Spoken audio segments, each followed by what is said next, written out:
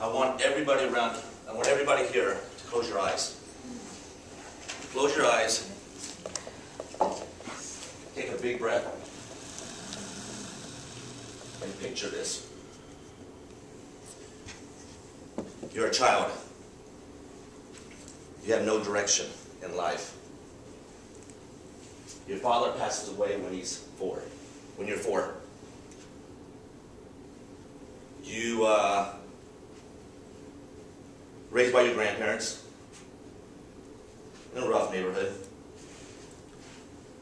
Again, no direction.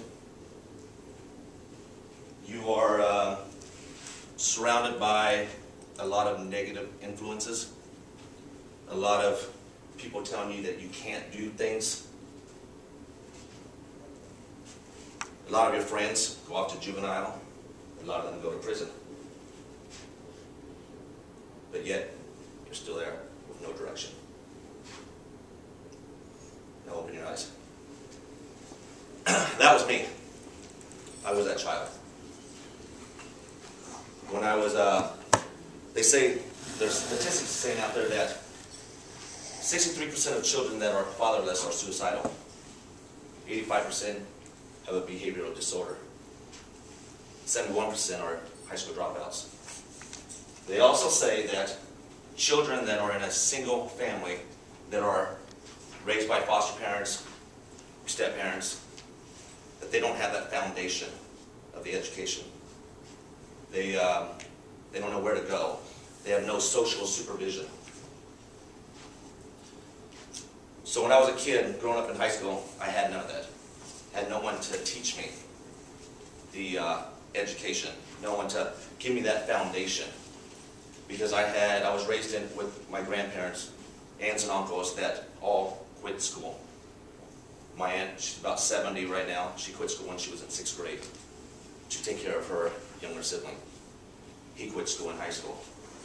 I think he made it to a sophomore year in high school. I had people telling me that you'll never make it. I had family telling me that. Heck, I even had teachers in high school telling me that. It's sad, isn't it? When you have teachers telling you that. But guess what? I didn't have the best grades. I got through high school. Guess what? I graduated from high school. They also told me that I would never make it out of that neighborhood. That I will be like the rest of the Hispanics in that neighborhood. Heck, I'm not even full Hispanic. I'm half Hispanic. But I grew up in that neighborhood. And they told me that I would never make it out of the neighborhood, that I would get a job like my uncles and stuff, doing nothing. But guess what? I got out of that neighborhood. I had a dream when I was a child that I was going to move to Southern California. Everybody, they didn't believe me. Heck, they told me that, oh, you'll be like the rest of these people around here. They said they're going to move to California, they're going to get away, they've got all these dreams, and they're going to go and they're going to do all this. I had an uncle that moved to Reno. I had an uncle that moved to Texas. They went, but they came back within 2 to 3 months. So they told me, you'll never make it on your own. Guess what? I did it. I moved to Southern California by myself at 18, 2 weeks after I graduated, to start a new life. I moved there, and I stayed there for 14 years by myself. No help. Did it on my own. There was times that I was starving. There was times I was working a job making $6 an hour. Not in college. Eating stale bread. In the parking lot crying, thinking I can't do this. But I did it. I had such a terrible education in high school, so college wasn't an option for me. Going to college, I wasn't going to go to college. I had no desire. How was I going to, if I barely got through high school, how in the heck was I going to get to college on my own? But guess what? I went to college. I went to California State Polytechnic, University of Pomona, Cal Poly Pomona. Not only did I go to college, I worked full-time 40 hours a week. I went to college full-time 16 hours a quarter, 16 units a quarter. Plus, I was a student chapter president for 2 years, called Club Managers Association of America. I did so well that I took the group that I was president of, and we did a lot of fundraisers and took them to New Orleans to conferences. We went to Hawaii. So yes, I graduated from college. Guess what? I did it. Having a family, had no desire to have a family. Had no desire to be a father. Had no desire to be a husband. Why? I was scared. What was I scared of? I was scared that everything that I've seen growing up with family, divorce, uncles not taking care of their children, I didn't want to follow that path. I was scared to follow that path. But guess what? To this day I can say that I'm a proud husband of my beautiful wife Vicki, and a proud father of my 3 children, Noah, Tristan, and Elizabeth. Guess what? I did it. I am that proud husband and that proud father. I got into sales some time ago, and I said to my wife, I am going to be the top sales rep in this company.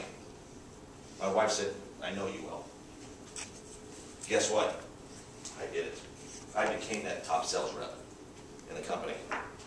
I also told him that I was going to be the regional manager with this company, the regional sales manager of this company, of a Fortune 500 company. Guess what? I did it. Now, unfortunately, in March of 2011, I lost my job because the company went from a public to a private. Now, we all know how the economy is now. People say that there aren't any jobs out there. But there are people out there who told me that I know you can do it. And one of those people are in this classroom today that told me that I can do it. Guess what? I did it. I found a job in 4 weeks. I didn't only find a job, I found a great job. I found a job that I can stay home with my family. Because my prior job, I was traveling 70% of the time away from my family. Now I'm with my family. Financially, no, I'm not there where I was, but that's okay, because my family's more important. I'm there with my kids. I'm able to go to their baseball games. Guess what? I did it. So in conclusion, I couldn't have done this without God, the mentors in my life, and the people that I've surrounded myself with, like all of you. So my next goal in life is to become a motivational speaker to others.